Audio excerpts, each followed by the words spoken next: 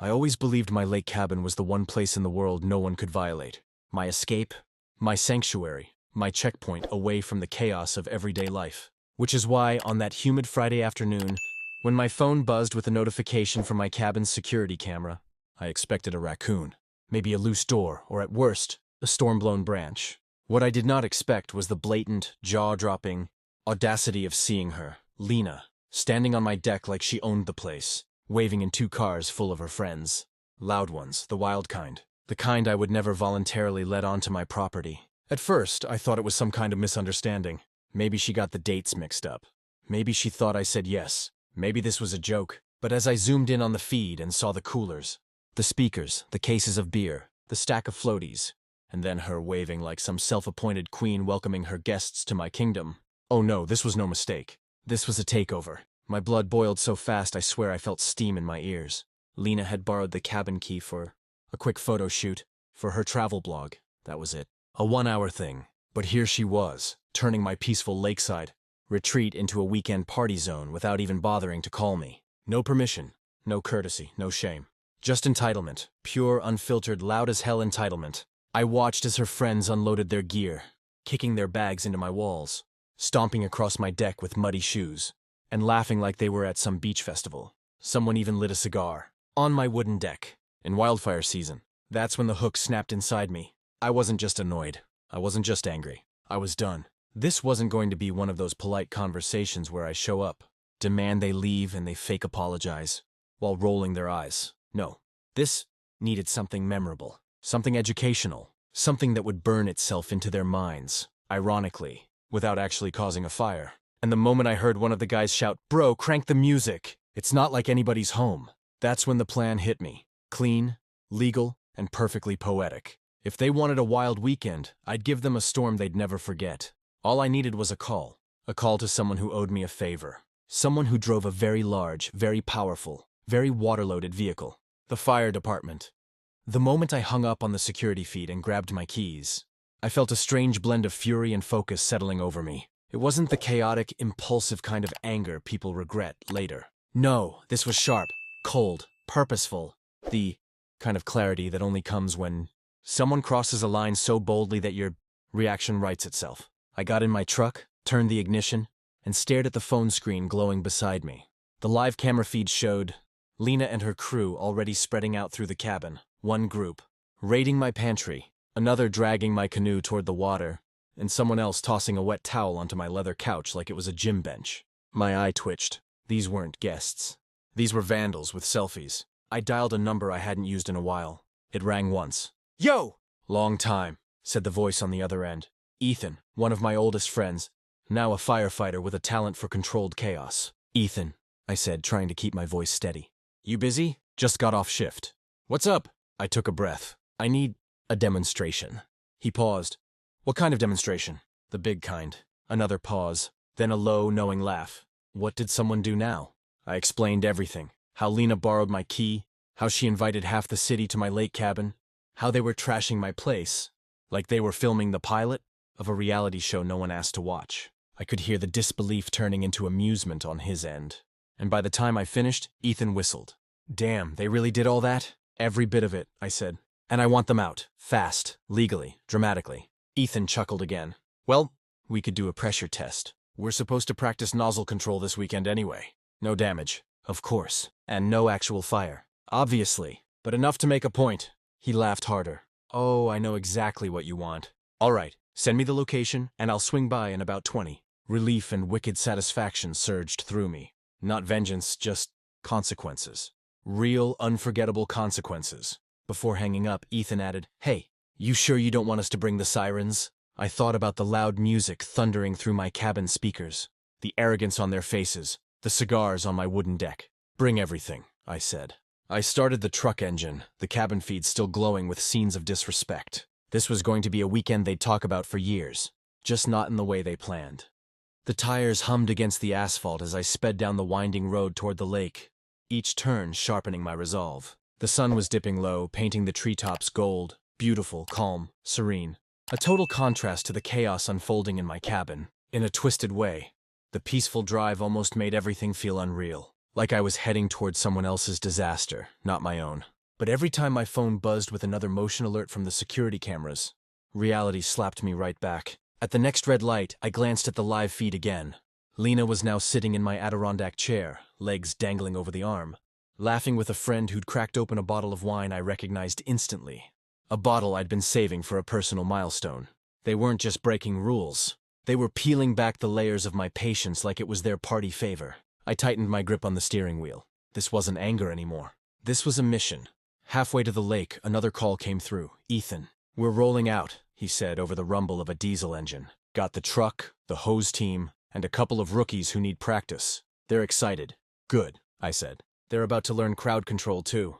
He laughed. "Just get here. We'll wait down the hill until you give the signal." The signal. Just thinking about it made my pulse quicken in a way I hadn't felt in a long time. I wasn't a petty person by nature, but disrespect, real, deliberate disrespect, lit something primal in me, and Lena had poured gasoline on it. As I approached the final stretch, the lake came into view, a glittering sheet of blue framed by tall evergreens.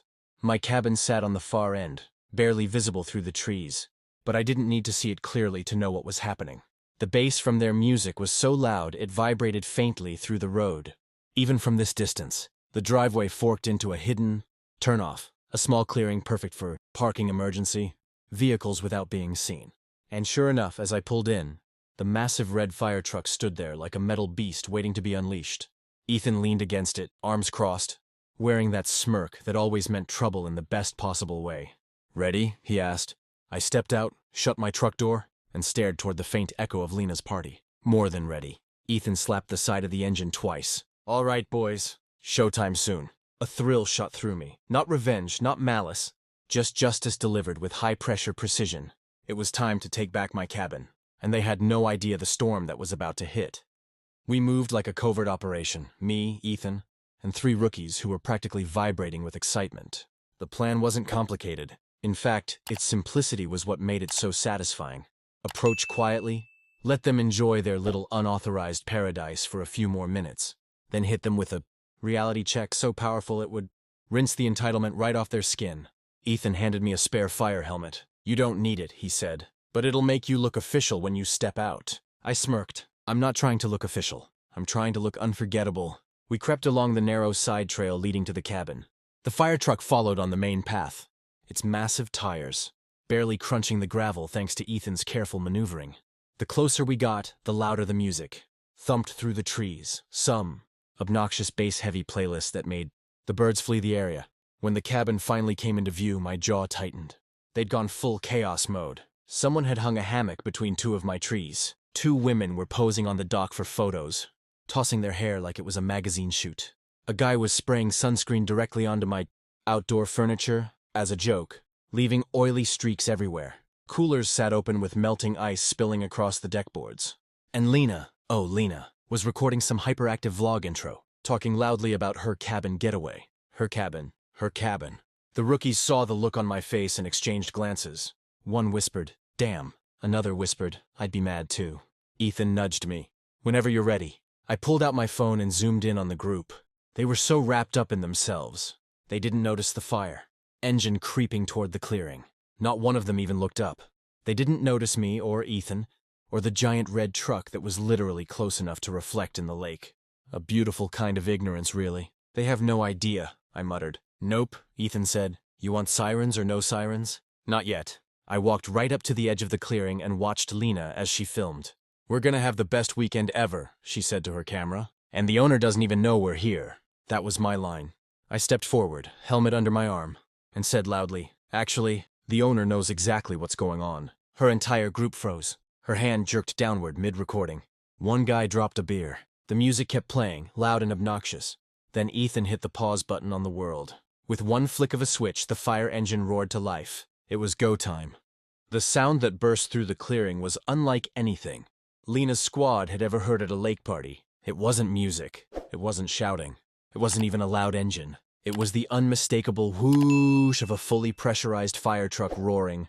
Awake, deep, thunderous, commanding, powerful. The kind of sound that flips your stomach and rearranges your priorities in half a second. Every single head snapped toward the truck. The rookies hopped off the engine in practiced formation, unspooling hose lines with crisp, trained movements. Ethan climbed onto the side rail and tapped the nozzle twice, like he was waking up a sleeping dragon.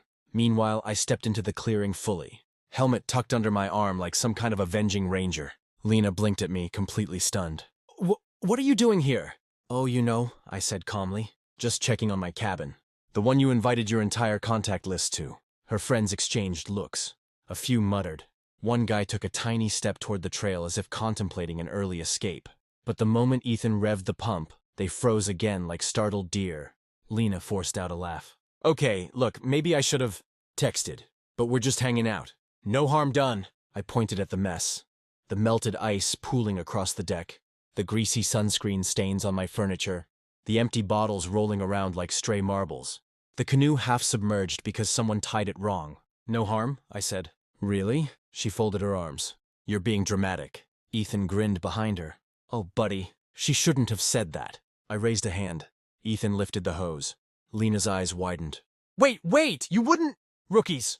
Ethan barked. Demonstration mode. The closest rookie snapped to attention. Pressure set to training standard. Lena waved her arms frantically. No, stop! You can't— I shrugged. Should have asked for permission. Ethan squeezed the lever. Whoomp! A massive column of water blasted from the hose like a horizontal waterfall. It hit the deck first, sending coolers spinning, flipping chairs, and launching beer cans into the trees. The second wave caught two of Lena's friends who were scrambling toward the dock. They slipped, screamed, and skidded across the soaked boards like bowling pins.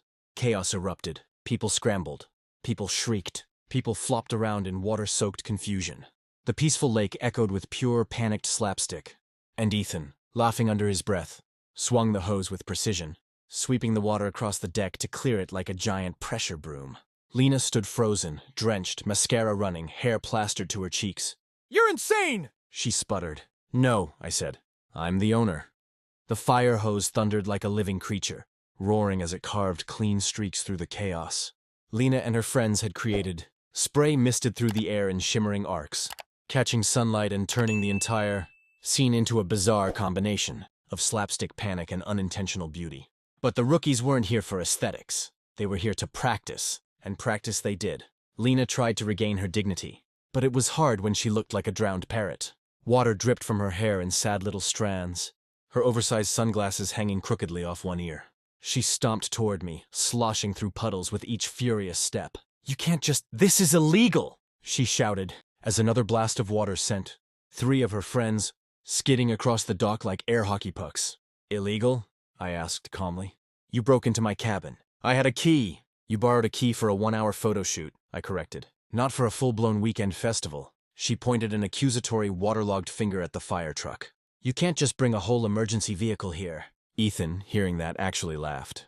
Ma'am, we're on a sanctioned training run. This demo is for educational purposes. One of the rookies chimed in. Yep, very educational. Another rookie gave the hose a slight boost of pressure. The resulting jet lifted a patio umbrella clean off the deck and sent it sailing into the lake like a confused, airborne jellyfish. Lena shrieked. Her friends were scattering everywhere. Some running for the woods, some slipping, some trying to shield themselves with floaties. One guy attempted to flee behind the grill but got blasted backward when the rookies swept the hose in his direction.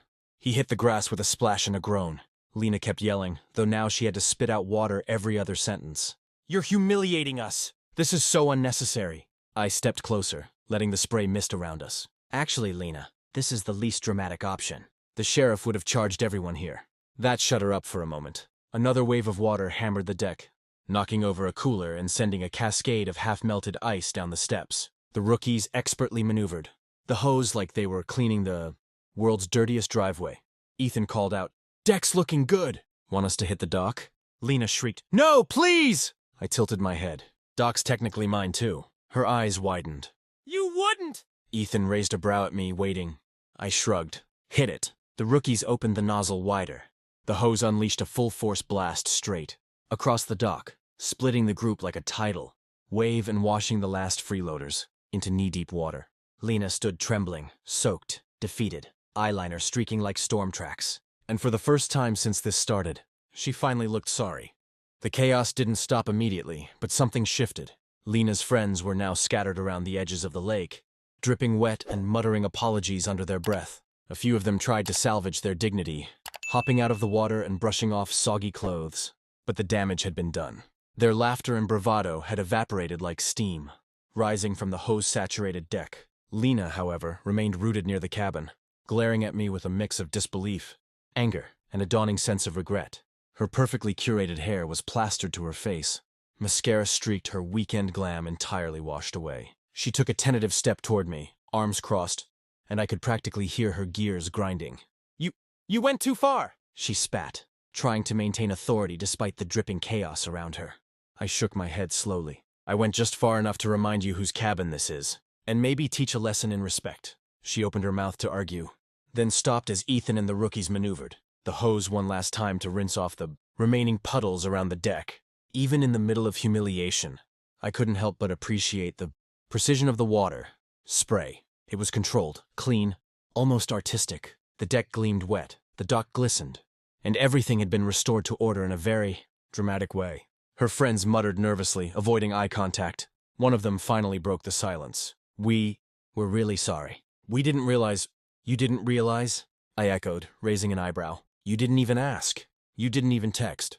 They shuffled awkwardly, dripping and embarrassed, as Lena swallowed and finally muttered, "Okay, maybe this was a mistake." I nodded. Yes, it was. And mistakes like this can get expensive, dangerous, or humiliating. You got lucky this time. Ethan clapped me on the shoulder. You want us to stick around until they're gone?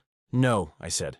Let them leave. Let them walk this one off. Let them reflect. Lena's jaw tightened. You think this ends here? I gave a small smile.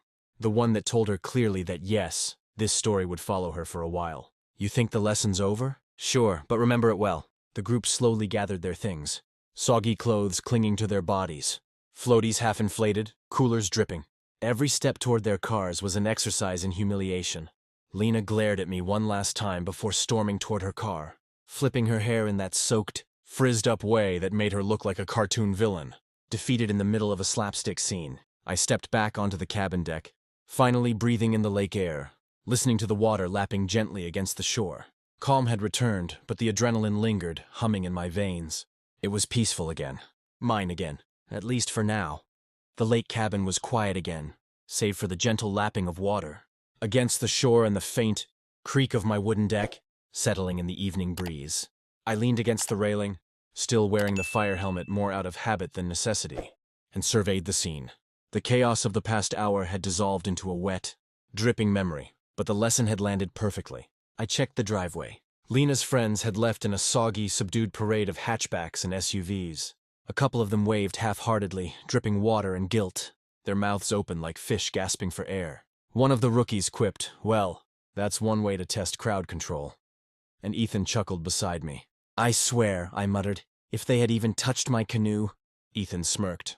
"Lesson learned. You'll probably see a few fewer friendly invites in the future." I nodded, my chest still pumping from the adrenaline rush. There was a strange satisfaction in seeing entitlement confronted so clearly.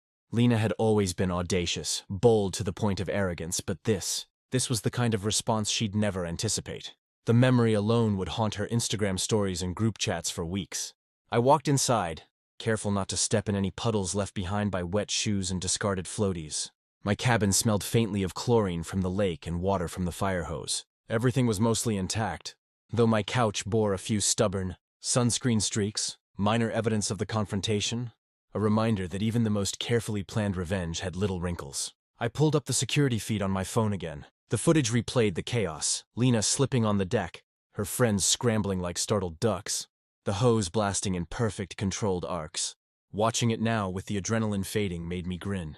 I had been in control from start to finish. No damage, no arrests, just a perfectly orchestrated lesson in boundaries. Ethan nudged me. "You good?" "Better than good," I said. "Perfect," he laughed. "I knew you'd enjoy this more than anyone. You've got that glint in your eye." I glanced out the window at the lake, the sun dipping below the tree line. Everything was back to calm, serene, exactly as it should be. The world didn't know it yet, but Lena's audacity had met its match, and I was walking away with the upper hand. A few deep breaths later, I finally relaxed. No more surprises. No more unauthorized guests. Just me, the cabin, and the sweet, silent satisfaction of victory. Tonight, the lake would reflect only stars, and the memory of a lesson well taught. The next morning, The lake greeted me with its usual serene beauty, mist hovering over the water, birds beginning their early songs, and the smell of pine drifting lazily on the breeze. After last night's chaos, the world seemed almost forgiving. Almost, but I knew better. Peace was fragile. Respect for boundaries, even more so. Lena and her friends had tested mine, and now it was time to reinforce what I would never again allow to be crossed. I started with a full sweep of the cabin. Towels hung dripping from every railing. Coolers were emptied and cleaned. Furniture dried and wiped. The smell of wet wood mixed with faint lake air, creating a comforting reminder that this was mine, undisturbed and unviolated. I even went as far as to check the locks, the windows, and the security feed, ensuring no corner was left vulnerable. While I worked, I thought about Lena. Her audacity had been astounding, but so had her obliviousness. She had no idea the storm she invited was coming, and in her hubris, she underestimated one key fact. I knew exactly who to call, exactly how to respond, and exactly how to maintain control without crossing the line into chaos. It was a balancing act, a show of power tempered with precision.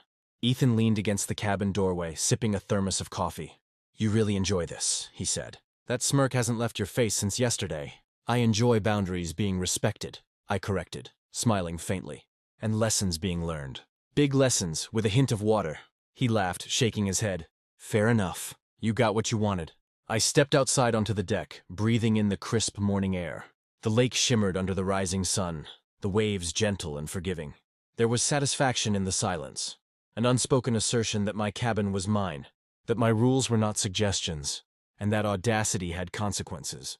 I made a mental note to update the lockbox code, double-check guest permissions, and perhaps invest in additional signage, reminding anyone who entered that the property was private. Preventive measures, subtle yet firm, the kind that kept chaos at bay before it began. As the rookies packed up the hose equipment, Ethan gave me a nod. "You want us to stay a bit longer, just in case?"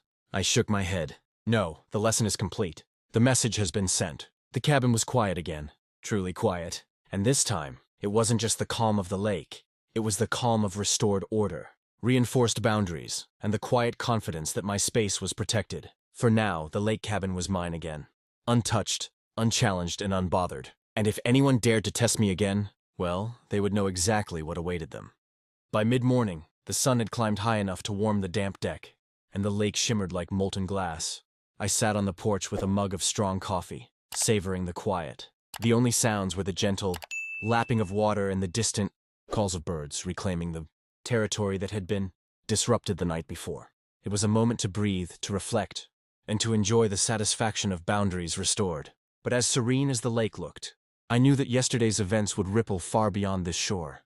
Word travels fast, especially in small communities, where everyone has a friend who knows a friend who witnessed the chaos on security camera clips, or heard about the legendary fire hose incident from Lena herself. I could already imagine the texts, the group chats, the subtle whispers in the neighborhood. Lena's boldness would be the story of the week, and the lesson she learned, unforgettable. I took another sip of coffee, thinking about what victory really meant. It wasn't humiliation for its own sake. It wasn't revenge in the destructive sense. It was the restoration of order, the clear communication of respect, and the knowledge that my personal space was not negotiable. Lena's crew hadn't just intruded, they had tested a line that should never have been crossed. And now that line had been redrawn, reinforced, and highlighted in neon for anyone tempted to overstep in the future. A splash near the dock caught my attention. One of the remaining floaties bobbed lazily, abandoned, moving with the gentle current. I reached over and fished it out, wringing it dry before setting it aside. Each small act of cleanup was symbolic, returning the lake and the cabin to their rightful state, erasing the chaos and reclaiming my sanctuary. Ethan approached, wiping his boots on the damp grass. "You sure you're not tempted to add another demonstration?" he teased. "Just for posterity." I smiled, shaking my head. "Nope. I think the lesson has stuck. They'll remember it for a long time." He nodded, sensing that the adrenaline-fueled satisfaction wasn't about showmanship but control, order, and principle. As I gazed across the lake, a thought struck me. Sometimes, the smallest ripples create the biggest waves. A single act of disrespect had triggered a chain of events that reshaped boundaries, reinforced accountability, and left a lasting imprint on everyone involved. The calm of the lake mirrored my own internal peace now. The cabin was quiet, the shorelines untouched, and in the stillness I realized that while water could destroy, it could also teach, refresh, and restore balance. For the rest of the weekend, the lake would reflect one undeniable truth. Respect was not optional. By the afternoon, the lake cabin was peaceful once more. The chaos from yesterday's water spectacle had faded, but I knew its effects wouldn't disappear as easily. Word spreads quickly, and Lena's wild stunt had already become a story. I could practically hear the murmurs of neighbors, co-workers, and mutual friends piecing together what had happened. Security footage had likely circulated in private messages, and I knew that the phrase, "lake cabin fire truck incident," would haunt her group chats for weeks. Despite the unintended publicity, I didn't feel the need to engage. This wasn't about attention. It was about control and boundaries. Let them speculate. Let them gossip. Let them realize just how audacious they had been. Their embarrassment would be a lesson in humility, repeated over and over, long after the physical water had dried from the deck and dock. I walked along the lakeshore, shaking my head with a mix of amusement and disbelief. The floaties, the spilled coolers, the muddy footprints, it all seemed absurd now, almost cartoonish. Yet beneath the humor was a lesson. Disrespect has consequences, and chaos can be redirected when you know how to harness it. A small boat glided past the dock, a neighbor waving cheerfully. I waved back, realizing that in the eyes of the community, I had quietly become a figure of authority. Not a villain, not a hero, just someone who maintained control when it mattered most. And that, in its own way, was far more satisfying than any dramatic display. I returned to the cabin, scanning the interior once more. Everything had survived remarkably. Well, minor cosmetic issues aside, but the psychological impact of yesterday's event was undeniable. Lena's friends would think twice before stepping onto someone else's property uninvited. And Lena herself, well, I could already imagine the social repercussions and the conversations she would be forced to have. Ethan appeared, checking his phone with a grin. "You know," he said, "if you ever wanted to, you could turn this into a story for social media. People love this kind of wild, controlled chaos." I shook my head, smiling faintly. "Nah, some lessons are better left in memory. And besides, the impact is sweeter when it's subtle, but unforgettable." He chuckled, nodding in agreement. "True enough. They'll never forget this weekend." As the sun began to lower, casting golden reflections across the lake, I felt an unexpected sense of pride.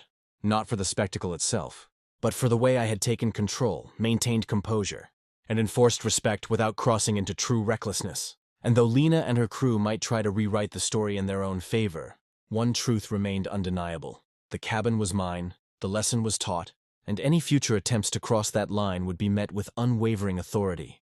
Night fell over the lake with a gentle hush, the kind of silence that only comes when chaos has finally been extinguished. Crickets chirped in the trees, water lapped softly against the dock, and fireflies flickered over the shoreline, as if celebrating the return of order. I sat on the porch, legs stretched out, sipping the last of my coffee from earlier, and allowed myself to breathe fully for the first time in 24 hours. It had been a long day, a long weekend really, but a strangely satisfying one.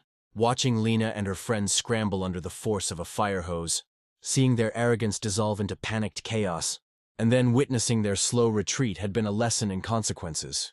I wouldn't soon forget myself. And though part of me had relished the thrill, the deeper satisfaction came from clarity. I had maintained control, protected my sanctuary, and reinforced the boundaries that define personal space. I thought back to the moments right before the first blast of water hit.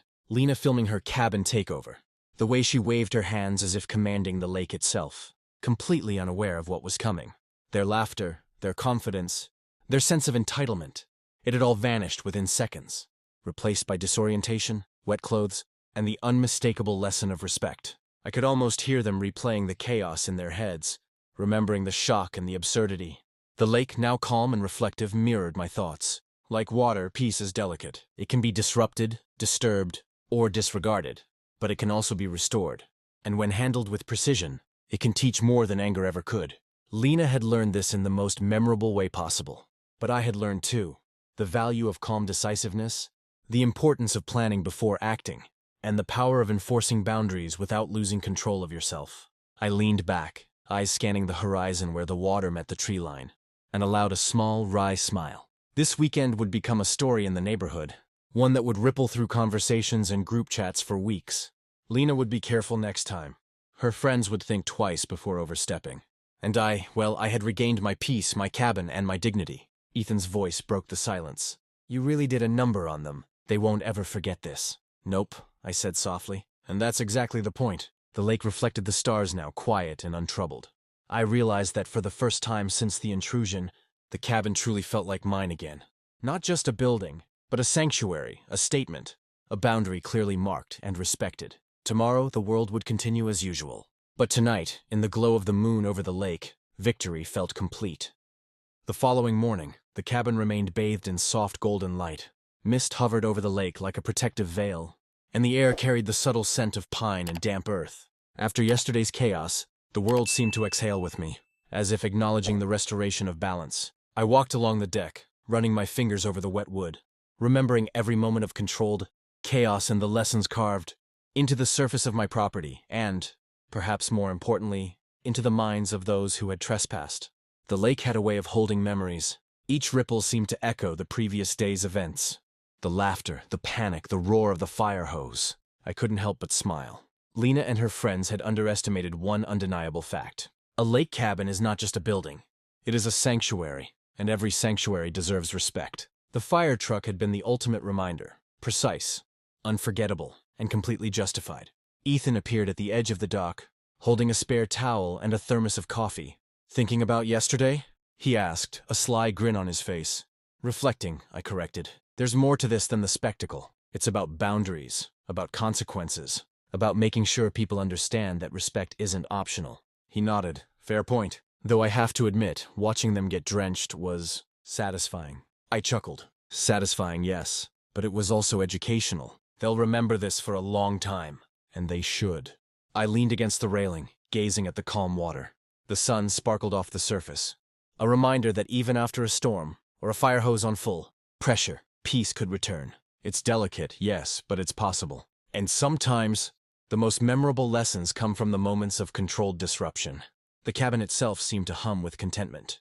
Chairs returned to their proper places, the deck scrubbed and washed, the dock gleaming under the morning light. Even the little traces of yesterday's chaos, the slightly warped floaty, a scattering of ice shards, served as proof that lessons had been learned. "Do you ever worry about someone like them returning?" Ethan asked, glancing toward the tree line. I shook my head. "Not really. If they do, they'll remember the consequences. Boundaries are clearer now, and anyone bold enough to test them again will find that some lessons don't need repeating." The rookies quietly packed up their gear, and Ethan gave me a nod of approval. The lesson was over, the boundary reinforced, and the lake cabin had regained its rightful place. Mine, untouchable and serene. The water lapped gently at the shore, a silent witness to yesterday's chaos and today's peace. Some lessons, I realized, are written not in words, but in action, and this one had been carved in water. The next day, I decided it was time to take a few preventive measures. Yesterday's chaos had taught me that even a well-prepared plan could be tested if boundaries weren't clearly established beforehand. Lena's audacity, though addressed, had revealed one key vulnerability: the assumption that people wouldn't overstep. That assumption was no longer safe. I walked around the property, making small but crucial adjustments. New signs were posted at the entrance. "Private property. No unauthorized access, and violators will be prosecuted." Not aggressive, not threatening, just unmistakable. The message needed to be clear. This was my space, my rules, and permission was required for anyone to step onto the land. Inside the cabin, I checked locks and reinforced the key access. The old key that Lena had borrowed would be retired permanently, replaced with a more secure system that I controlled entirely. It wasn't about paranoia, it was about accountability. The cabin was my sanctuary, and there would be no repeat of yesterday. I paused at the dock, thinking back to the moments when Lena and her friends had scrambled across the wet boards, slipping, falling, and drenched in water. The chaos had been satisfying, yes, but I didn't want to rely on theatrics for the future. It was better to make the rules obvious, the boundaries enforceable, and the consequences understood, even without the drama of fire hoses. Ethan arrived later in the afternoon, bringing a few extra supplies to help reinforce my security measures. "You sure you're not overdoing it?" he asked, glancing at the freshly posted signs and upgraded locks. I shook my head. "No, boundaries aren't just physical, they're psychological. People respect what they understand clearly. Yesterday they learned one way. Today I'm making sure there's no ambiguity." He nodded, clearly impressed. "Smart. Much easier than relying on another water demonstration." I smiled faintly. "Exactly. The demonstration was memorable, but the rules need to be permanent. People can forget the spectacle, but they remember clarity." As we finished the final checks, I looked across the lake. The cabin gleamed in the late afternoon sun. Everything back in order, everything under control. The chaos of the past days seemed distant now, a memory softened by the satisfaction of authority restored. The lake itself was calm, reflective, and entirely mine once again. No uninvited guests, no disruptions, just peace, and the reinforced rules that ensured it would stay that way. For the first time since the incident, I allowed myself to relax fully, knowing that boundaries were no longer a suggestion. They were enforced, clear and respected. Even with the reinforced rules and upgraded security, I couldn't help but notice the subtle echoes of yesterday lingering in the cabin. Small things, the warped floaty by the dock, the faint skid marks on the deck, and the faint scent of wet, sunscreen still lingering in corners, reminded me of the chaos that had erupted just 24 hours ago. It was proof that yesterday had happened, that lessons had been taught, and that boundaries were no longer abstract concepts but tangible, living realities. I walked slowly through the cabin, running my hand over the countertop, checking each surface, mentally cataloging the minor signs of intrusion. The place was pristine now, but it carried a memory embedded in its very structure. It was strangely comforting. Those remnants weren't imperfections. They were reminders that control had been reclaimed. Ethan had left earlier in the day, his work done, but the camaraderie lingered. We had shared more than just a firefighting exercise. We had orchestrated an unforgettable lesson, one that balanced precision, authority, and a touch of theatricality. Lena and her friends hadn't just learned about respect. They had learned about consequences in a way they would never forget. I stepped outside, breathing deeply. The lake sparkled under the mid-morning sun, undisturbed by last night's torrent. A gentle breeze ruffled the leaves along the shoreline, carrying a faint scent of pine and fresh water. I watched as a few birds circled lazily above the water, completely unaware of the human drama that had unfolded here. In their innocence, they reminded me that peace was natural, disrupted only by those who failed to respect it. I thought about the social ripple effects, too. Word had already spread, subtle but unmistakable. Lena's pride had been bruised, her friends chastened. Conversations about my lake, cabin, and the infamous fire hose incident were likely happening even now. It was a reminder that respect isn't just enforced in the moment. It echoes long after, influencing behavior in ways people often underestimate. By noon, I had settled into a quiet routine, organizing supplies, checking the perimeter, and simply enjoying the serenity of a lake cabin reclaimed. It was a different kind of satisfaction, quieter than the adrenaline of yesterday, but no less powerful. Control, clarity, and calm had been restored. As the afternoon sun reflected off the water, I realized that boundaries, once respected, create their own form of peace. And as long as I remained vigilant, the lake cabin would stay mine, untouched, serene, and undisputed. Even in the calm of the afternoon, I couldn't fully escape thoughts of what had happened. Lena's audacity replayed in my mind like a recurring scene in a movie I'd directed. The way she had strutted onto my deck, laughing, oblivious to the boundaries she was crossing. It was almost impressive, in a ridiculous, infuriating way. But that audacity had its limits, and I had made sure she learned them. I walked along the shoreline, the damp grass cool beneath my boots, and watched the lake shimmer. The water reflected the afternoon sun, but it also reflected something more. The lessons we carry with us. Yesterday's chaos had been loud and messy, but today it was quiet, introspective. I realized that while Lena's friends had learned to respect my space physically, the psychological echoes were just as important. They had been reminded that actions carry consequences, and that violating someone else's trust isn't trivial. As I walked past the dock, I noticed the small ripples moving toward the shore. The lake had returned to its natural rhythm, indifferent to human drama, yet perfectly mirroring the sense of calm I wanted to preserve. It struck me that boundaries work the same way. They are natural, extensions of respect and order, and once clearly established, they ripple outward to influence behavior in subtle but undeniable ways. My phone buzzed, a message from a mutual friend, likely tipped off by Lena or her entourage. "Heard about the cabin. Legendary," it read, accompanied by a laughing emoji. I smiled. The story had already begun to spread, but the thrill wasn't in fame. It was in the reaffirmation of my space, my rules, and the knowledge that audacity without accountability meets consequences. Sooner or later, Ethan's earlier words came back to me. "You really enjoy this, don't you?" And yes, part of me did. Not for the spectacle itself, but for the clarity it brought. Chaos had a way of exposing weaknesses, but order, controlled, deliberate order, cemented respect. That was far more satisfying than any fleeting thrill. I sat on the porch with a cup of coffee, watching the sunlight dance across the lake. The breeze carried the faint scent of pine. The gentle rhythm of the water was hypnotic, and the cabin stood firm, undisturbed. It was mine, reclaimed and fortified, physically, psychologically, and emotionally. Sometimes I thought lessons don't need words. They don't need anger. They need presence, clarity, and decisiveness. And sometimes just a little water. The sun had begun its slow descent, painting the lake with strokes of gold and crimson. I leaned against the railing, gazing at the reflections rippling across the water. The past day's events seemed almost surreal now, like a vivid memory etched in slow motion. Lena and her friends had learned their lesson. But it wasn't just about yesterday. It was about respect, consequences, and understanding boundaries in a world that often forgets them. Even as I relaxed, I couldn't ignore the subtle psychological imprint the weekend had left. I imagined Lena replaying every moment in her mind. The rush of water blasting across the deck, the shock of losing control, the frantic scrambling of her friends. Each replay reinforced the lesson, each memory deepening the understanding that permission was not optional, and that her audacity had a tangible cost. I walked along the dock, feeling the damp wood beneath my feet. The lake was serene again, calm as if nothing had ever disrupted it. Yet beneath the placid surface, I knew the ripple effects of yesterday's chaos would persist.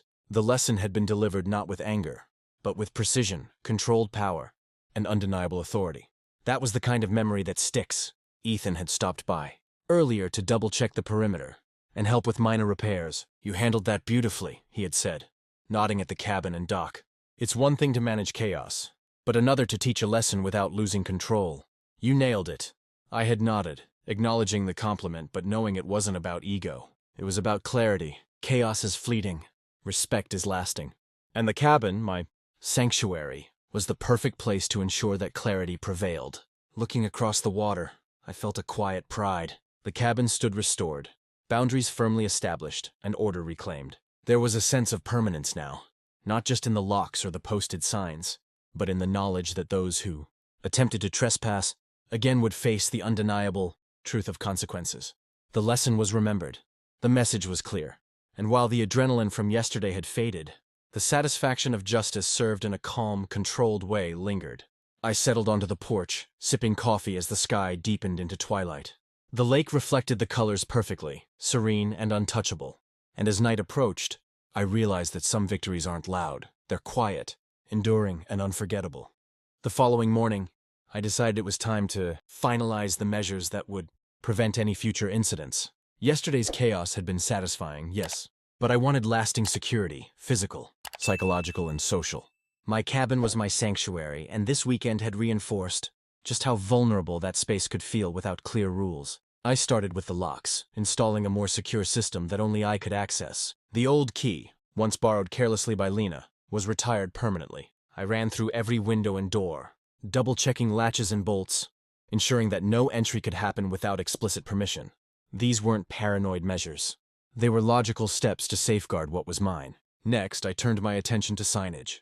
Simple, unambiguous notices were posted around the perimeter. Private property, no trespassing and permission. Required for entry, they weren't aggressive, they didn't need to be, but they left no room for misinterpretation. Boundaries had to be visible as well as enforceable. I walked along the deck and dock, surveying the slight damage from the fire hose incident. Warped floaties, minor water stains, and a few scattered ice shards. Nothing that couldn't be fixed. Nothing that compromised the integrity of my space. In fact, these subtle reminders were almost symbolic, proof that the lesson had been delivered, that boundaries had been enforced, and that respect had been demanded. Ethan showed up later to help with some minor repairs and to ensure all equipment was stored securely. He grinned as he watched me methodically check every lock and hinge. "You take this seriously," he said. "I do," I replied. Yesterday was about more than a spectacle. It was about ensuring this doesn't happen again. Boundaries need to be clear, visible, and permanent. He nodded, impressed. Lesson learned, loud and clear. I stepped back, looking across the lake. The cabin gleamed in the sunlight, everything in its rightful place, the shore calm, and the dock ready for normal use. The chaos of yesterday had left behind more than wet shoes and scattered coolers. It left clarity, reinforced authority, and peace of mind. I allowed myself a moment of quiet satisfaction. The lake reflected the sky, serene and untouchable. The cabin stood firm, boundaries clearly set, and the knowledge of yesterday's lessons ensured that anyone thinking of crossing the line in the future would pause. Sometimes I thought, the final boundary isn't just physical, it's the combination of action, consequence, and clarity. And this weekend had been the perfect demonstration. The weekend was winding down, and the lake cabin had finally returned to a state of perfect calm. The water was glassy, reflecting the trees and the fading afternoon sun. Birds chirped softly from the tree line, and a gentle breeze carried the faint scent of pine and fresh water. After the chaos, the adrenaline, and the lessons learned, the cabin felt truly restored, mine again in every sense of the word. I walked along the deck, surveying the property. Minor signs of yesterday's water war remained. Skid marks on the dock, a warped floaty or two, faint streaks of sunscreen, but they felt less like damage and more like trophies. Proof that boundaries had been enforced and respect had been demanded. Every corner of the cabin told a story, one of intrusion, confrontation, and the careful restoration of order. Ethan had left hours earlier, the rookies following behind him. I was alone now, but solitude felt good, peaceful. I took a deep breath, letting the calm seep into my bones. The lake mirrored my own sense of satisfaction, still and reflective. No more unexpected guests, no more chaos, just clarity, peace, and control. I thought about Lena and her friends. By now, they were likely retracing every moment in their minds, replaying the fire hose, the panic, the chaos, and the sheer inevitability of consequences. Their arrogance had met precision, their audacity had met order, and the result had been unforgettable. Word would spread quietly but effectively. Respect boundaries, or face consequences you won't forget. I stepped inside the cabin, checking locks one last time, ensuring everything was secure. The interior smelled faintly of lake water and damp wood, a comforting reminder of the storm that had passed. I smiled to myself, knowing that the cabin was not only physically restored but psychologically fortified. My rules were clear, my authority established, and my space protected. Sitting on the porch with a cup of coffee, I watched the lake shimmer under the late sun.